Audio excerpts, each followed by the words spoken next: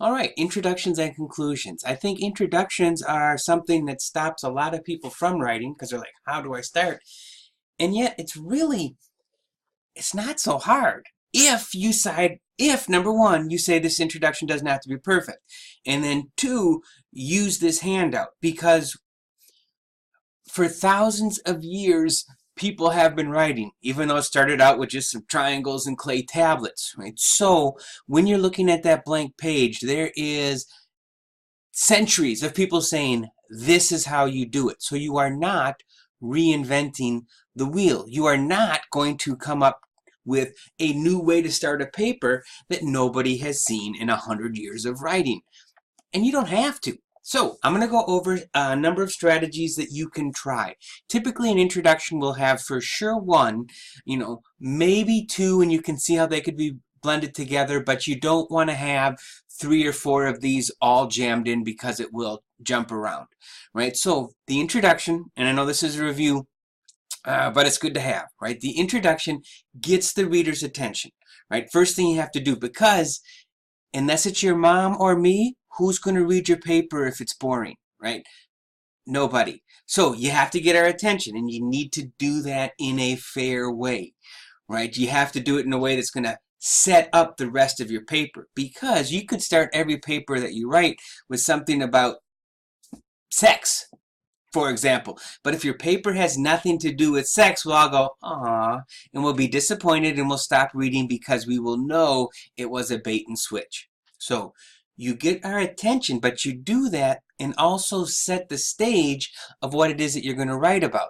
So if you were going to write about the puff, for example, in This Way for the Gas, something sexual would make sense because that's a brothel and that could be a setup. And now, oh, you're going to talk about how, you know, um, women's bodies are something that they can sell or use or are forced to here.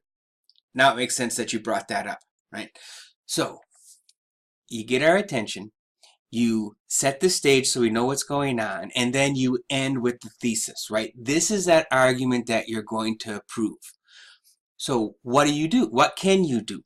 Well, here's a list, and you'll notice there's a couple blanks because while I said, right, you're not going to come up with something a new way, you might find out something that's not on my list. So the bold statement or challenge could be something like,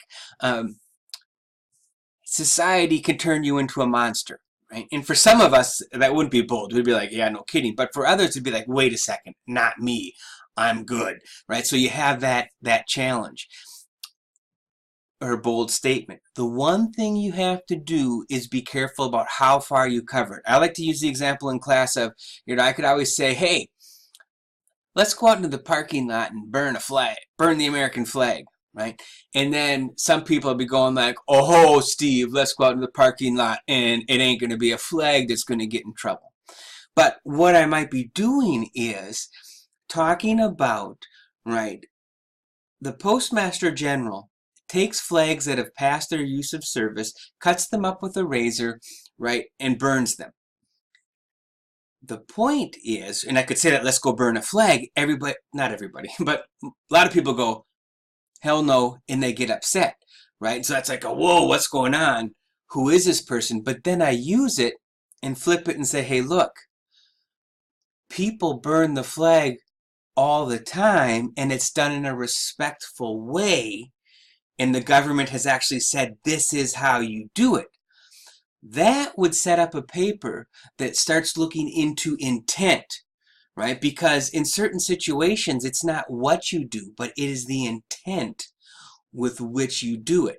So another example would that be is if you go out to a car dealership and throw a couple rocks at some SUVs because you're a punk, you will get this level of punishment. But if you go out to throw a bunch of rocks at some SUVs and then say, they're gas guzzlers, the government can, and often does, will now try you as a domestic terrorist. Both people threw rocks at the SUVs. But if the one person did it because they're an a-hole or a 15-year-old with very poor impulse controls, society says, okay, that's one thing, you'll be punished. But if you do it as a terrorist act, something meant to cause fear, well, there's going to be a different response. So all of those could be examples of bold statements that set up the idea of we're going to look at intent, right? A short story or scene is the next one, right? So whatever your topic is, do you have a scene that you could tell? It's got to be short. We don't want to have a whole page introduction here, but a short scene that could really capture and set up what it is that you're going to write about. And it doesn't have to capture everything, but just kind of set it up, right? A startling fact or statistic is just that. You could say, find out something that most people don't know. If you're going to say that, roughly 6 million people died in the Holocaust, that's not really that startling. I mean, I think people know it's a huge number.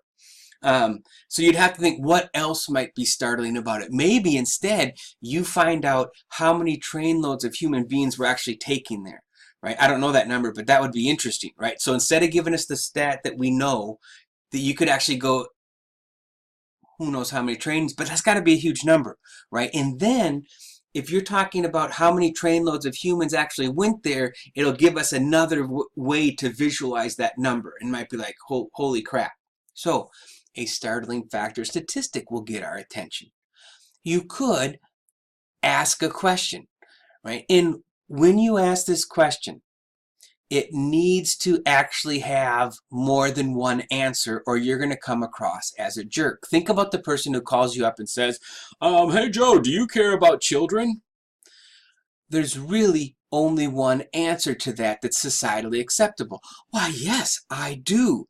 Right? Well, maybe I don't. Maybe children smell. Maybe they require all kinds of activity. Maybe the way I care for children is different than the way you care for children, right? But you see, that question is, do you care for children? No. If you are asking a leading question that people need to answer one way to feel good or be accepted, that's a bad question. At least academically. Use it to manipulate people later on, but not in this class, right? Now, a better question would be, how much are you willing to pay to improve a child's life? Because then now I got to start thinking, okay, let's see. I don't know. I spend X amount on coffee. I don't drink coffee, but you get the idea.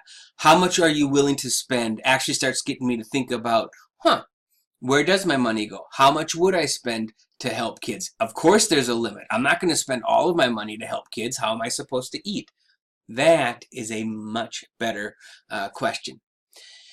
A quote or expert testimony, they're not always the same thing. It could be a quote from an expert, then it's all blended together. But you might have a quote from somebody in a story that you read, from somebody who is popular or anonymous that relates to what your topic is, right? So that's another thing that you can bring in. Background and historical information is a little bit different from the short story and scene, but you can see how they are close. So what is the background? So if you're, say, writing about PTSD, right, you might put in some background about, in World War I, they called it shell shock. In World War II, there was this, and now we've moved on to that. And you might, give some background about how that definition has changed, or even how it's expanded from, it used to be something that was really just associated with soldiers, and now it's been broadened out to realize that you don't have to be in a war to suffer psychological trauma. So what is the background or the historical information that your average reader isn't going to have that they will need? Defining a key term. This is important because think about how many terms have loaded messages, right? So when you say that, I'm a Christian, for example, what kind of Christian? Are you that crazy Christian group that goes out and says, God hates homosexuals at funerals? You know what I mean? Are you on the, what kind of Christian are you? Catholic, Protestant, evangelical, right? Are you, do you support gay marriage or not? And all of that is going to get lumped into, right, easy for me to say, whatever your reader thinks about Christians, right?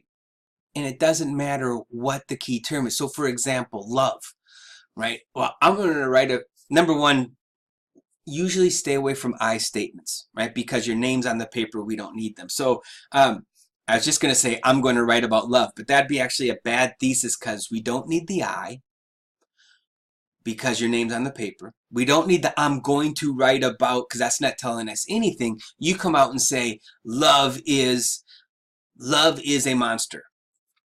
Hope is a monster, right? Which could tie to our stories. But before we get there, what do you mean love? Right? Because I know people who love their car. I know people who love their dog. I know people who love their folks, right? Their sexual partner, their wife, their husband. What kind of love are you talking about? That's a term that's going to need to be defined, just as in patriotism is need to be defined. Because for some people, it is something that society needs, and for others, it's the last refuge of scoundrels, right? So what do you mean by patriotism? What do you mean by love? What do you mean by loyalty, right? Because snitches get stitches, right? So when we're talking about loyalty, we're talking about loyalty to who? Loyalty to your small group or loyalty to the society that's bigger, right? Because if it's loyalty to the small group, snitches get stitches. If it's loyalty to society, right, the person you know who is committing crimes and hurting society gets turned in.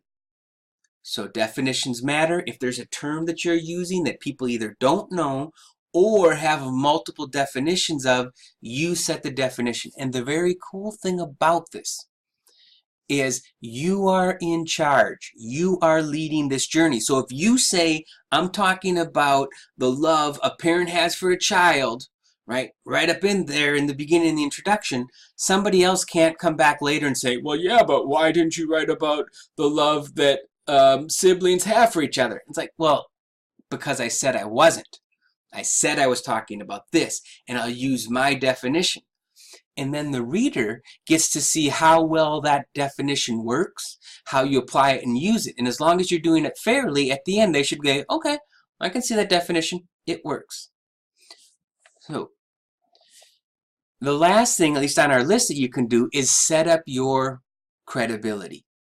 Now, typically, I statements don't have a lot of room in academic papers unless you are telling your personal story for a reason. Right?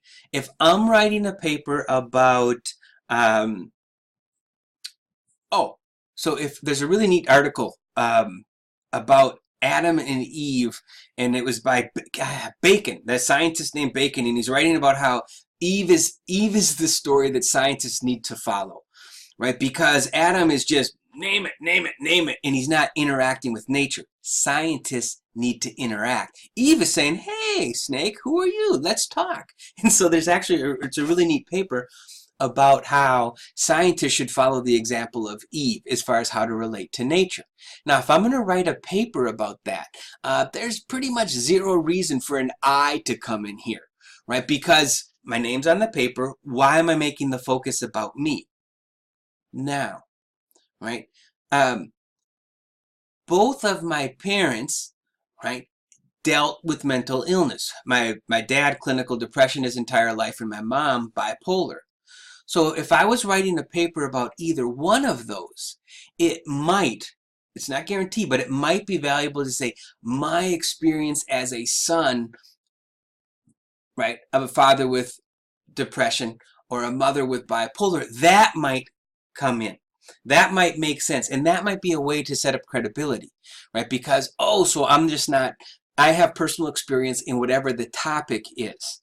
So that's a case where if because your mom or dad was going through chemotherapy, right, and you've been with them and you learned a ton of stuff, maybe you mentioning that, right, in the introduction, and all of these could be later in the paper, but maybe that makes sense. And so you want to think about, one way to set up credibility is here's my experience with it. Another thing, and this isn't exactly something that you're going to use in your introduction, but you definitely want to think about it. Why should the person trust you? So when you look at the bold statement, the short scene, the startling fact, right, the asking a question, you are setting up your credibility, right? So you want to be careful that you don't use a fact that you haven't double checked and triple checked. right? To make sure that it's accurate, right? Or you're not using a story that, say, for example, is made up. And there's I'll save that one for later. But anyways, politicians do this all the time, right? Sometimes they have a real person that they talk about, and sometimes they just make up somebody to make their point, either about why a program's wrong or you name it. So you have to make sure, because you are setting up your credibility, right, that any of the things that you do, right, are going to withstand somebody thinking about it a little bit, somebody else doing just a little bit of checking. So when it comes to writing your introduction, you are not you're staring at a blank screen, but there is all of these ideas that you can pick from and just do it, right? You've already got multiple sources, so maybe there's a quote that you like. Put that in, use that to get things started, right? But pick any one of these and just try it. There will be time to adjust and move around. So one last thing I want to say about quotes, because, and this is funny, back in my day, we had to pick up books and we'd go through and look. And there actually is Bartlett's Book of Quotations, which I owned for a long time. It was by category. You'd go to love and here'd be all these love quotes. Now, of course, you go to Google or whatever and you put in quotes about, you name it, and you're going to get a ton. Don't pick the first quote that pops up, because this has to set the stage for your paper. So I think sometimes people get a little crazy on the quotes and they just find something that sounds good but doesn't match up for your paper. So if you're going to use your quotes, make sure, yes, this quote is related to what I'm writing about and in the way that I want. Because if you're going to write a paper about hope and how that can actually lead people to do bad things, you don't want a quote that starts out your paper most likely that talks about how great hope is, right? You want a quote that's going to set up that there's a dark side to hope. So those are different strategies that you can use for introductions. And I want you to specifically be able to say, hey, Steve, I'm asking a question. That one I'll be clearly able to see, but I want you to be able to label, I'm doing this one. Or maybe it's asking a question and giving a short scene. So 2 can work. If you go more than that, that's probably trying to do too much. So that's your introduction. And then when you get to your conclusion, right, since these really do go together well, you want to restate your thesis in a new way. So it's not cutting and pasting it and moving it down, because we just read 3, 4, 6, 8 pages of your thinking. We understand your topic better, so now you can restate the thesis in a new way. And you want to create a sense of closure, right? So when we get to the end, right, okay, this has wrapped it up, right? So how can you do that? Well, one is you can respond to how you started. So if you used a quote up at the intro, if you mention the quote at the end, that'll be, bookmarks. Yep, you must be wrapping it up. Right? So whatever you did in the intro, you can refer back to it at the end, and that's going to create closure. It's going to give us those bookends that we like. And then the other thing you can do that plus, or maybe you just do one of these, is a call. You can do a call to action. So go out and do this. You can do urge awareness. So think about this the next time, right? Or you can make a prediction. And when you think about your prediction, think about everything that you've just talked about. If you just said, right, for example, that hope has a dark side, right? That prediction probably shouldn't be, yay, hope will always be good, because you just wrote a paper about that dark side. So you'll probably have some sort of prediction, right, that's going to include the dark side. All right. When you're doing this, pick 1 or 2 of these strategies, try it, right? And then make sure that whatever it is lines up with what you're talking about right now. Of course, this will change over time. This is our first draft. But if you find yourself overthinking, stop. Do 1 or 2 of these, just do it, write your thesis, and be done. Because we can always come back. This is a process, right? So that is That's what I've got to say. Let me start over. That's all I got to say about that. And that is my very bad Forrest Gump impersonation. Introductions with a little on conclusions.